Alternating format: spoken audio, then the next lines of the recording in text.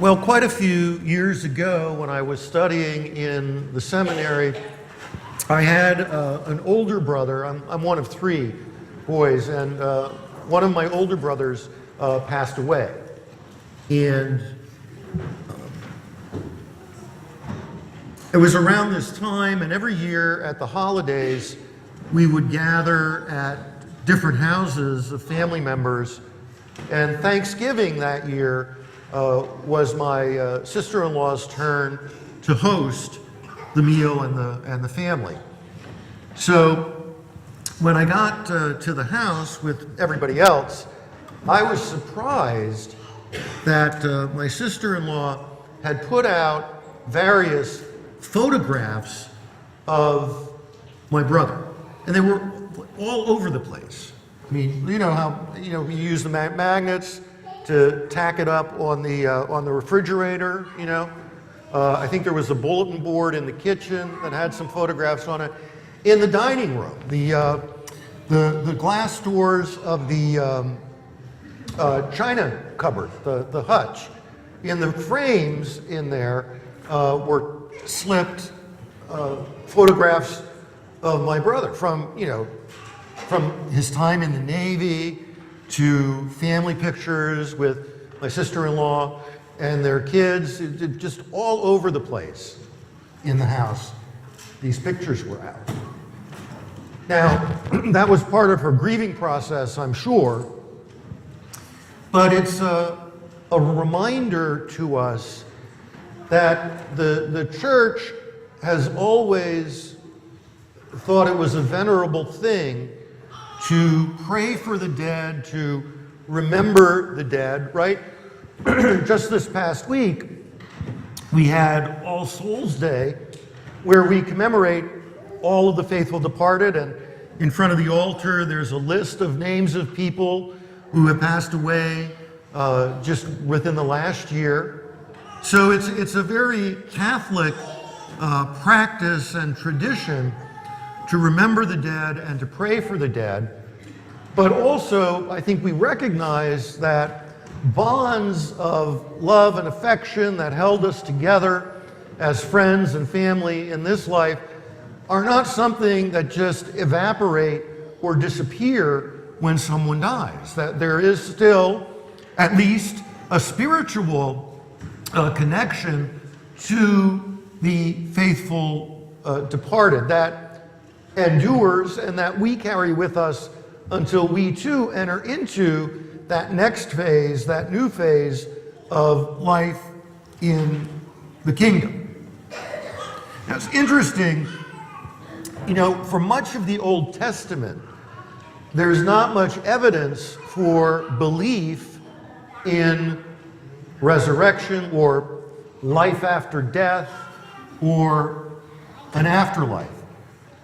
It was a Jewish belief that when a person dies, then the soul was extinguished along with the body. It's only later in New Testament times that there begins to be an intuition that there is an afterlife. And so that's on display for us in the reading from Maccabees, where at a time of persecution, these are in the days following the time of Alexander the Great. You remember from your history class, Alexander the Great, the Greek guy who established a vast empire throughout Asia, the Middle East. And one of the kings that followed Alexander the Great wanted everybody to adopt Hellenistic or Greek customs and practices.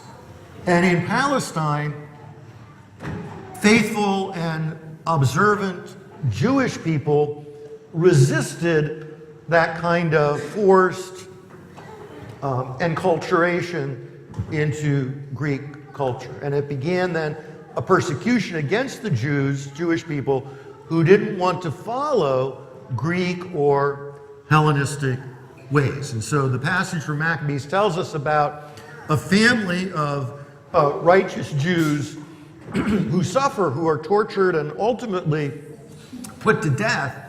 because of their refusal to go against their covenant law that bound them to God. And in their suffering, the brothers express the hope, the belief that their lives will be restored by the same God to whom they are being faithful. They refuse to defile themselves by eating pork, of all things, but a pig is an unclean animal. Jewish people today, they don't eat ham. They don't eat, they don't even eat bacon. God give me strength. Okay?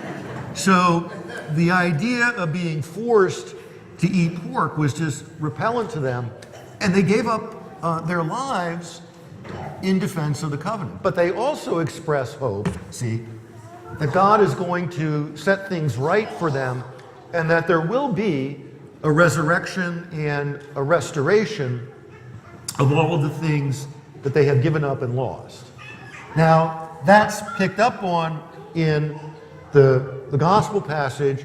The Sadducees are also religious Jewish people who aren't sure what to make of Jesus. We usually hear about Pharisees in the Gospels, but today the Sadducees come to the fore because their question is about the resurrection. And the Sadducees represented a traditional Jewish view. Remember I said when a person dies, the soul is extinguished. So the Sadducees do not accept the belief in resurrection. The Pharisees actually were more open to that idea. And so they ask him this preposterous question about a woman who was married 7 times, all of her husbands have died. So at the resurrection, who will be her husband? Whose wife will she be? And so Jesus teaches them that the resurrected life is going to be something completely different from what we experience. Yeah, we get our bodies back, but in eternity, there's no need for marriage and family life because everybody's going to live eternally. You see what I mean? There won't be any reason to have more children, which is, why we, at a basic level, why we have marriage. Okay? So that life in the kingdom of God, in the afterlife, is going to be a different kind of thing. It's not going to maybe look like what we are experiencing now in our bodies. And some things will be able to be dispensed with. So we believe in the resurrection of the dead and the life of the world to come.